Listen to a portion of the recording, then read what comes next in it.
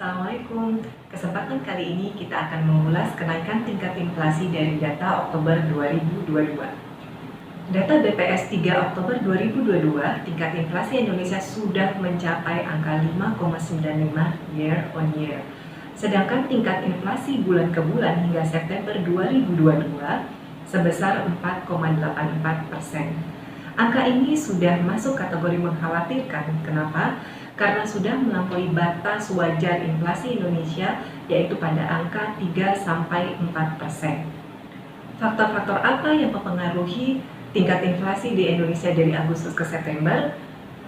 Karena jika dipantau dari pasar tradisional untuk harga kebutuhan pokok dari hasil pertanian dan perikanan, harga-harga tersebut cenderung stabil, seperti cabai, tempe, tahu, ayam, dan daging sapi. Kenaikan harga, kalaupun ada kenaikan harga, kisarannya sebesar 500 hingga 1.000 rupiah, terutama untuk sayur-sayuran. Cenderung stabilnya harga bahan pokok dari hasil pertanian dan perikanan bisa dipengaruhi karena hasil panen pertanian dan perikanan dari sisi kuantitas cukup baik di Indonesia. Meskipun di awal September ada kenaikan harga BBM, namun belum terlalu berpengaruh terhadap transportasi dan distribusi untuk kebutuhan bahan pokok tersebut. Dan harus terus dipertahankan mengingat permasalahan ekonomi dunia juga disebabkan ketidakstabilan hasil pertanian dan perikanan tersebut karena faktor cuaca serta perang Rusia dan Ukraina yang berkepanjangan. Masalah yang harus ditingkatkan pemerintah untuk hasil panen pertanian dan perikanan adalah sistem distribusi dan transportasi agar bisa efektif merata ke seluruh daerah-daerah yang membutuhkan hasil panen dari pertanian dan perikanan. Nah, ketika harga bahan pangan atau kebutuhan pokok di pasar-pasar tradisional cenderung stabil, lalu apa dong penyebab inflasi bulan September ini menjadi 5,95% year on year atau 4,84% dari bulan Agustus ke September?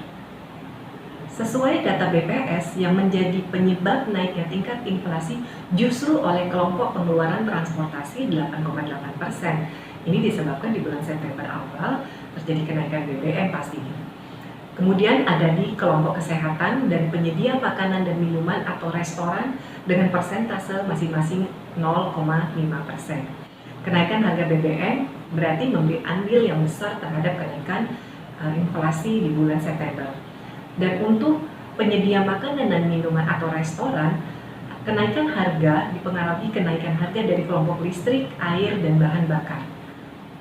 Bagaimana dengan kelompok kesehatan yang mempengaruhi inflasi?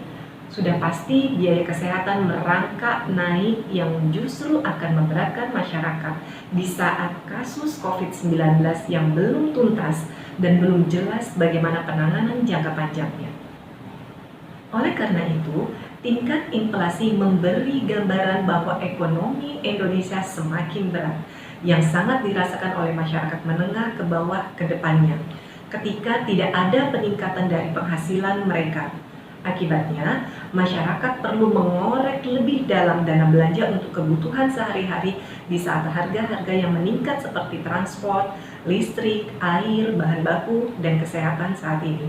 Kenaikan tingkat inflasi bulan September juga memberi tanda atau sebagai penanda bahwa Indonesia harus berhati-hati karena resesi ekonomi akan terus mengintai di tahun ke depan mengingat kenaikan harga BBM baru berlangsung selama 1 bulan. Jika pemerintah tidak mengambil langkah cepat, pasalnya inflasi dan resesi secara global sudah di depan mata dan sudah pasti berdampak pula pada ekonomi dan bisnis Indonesia.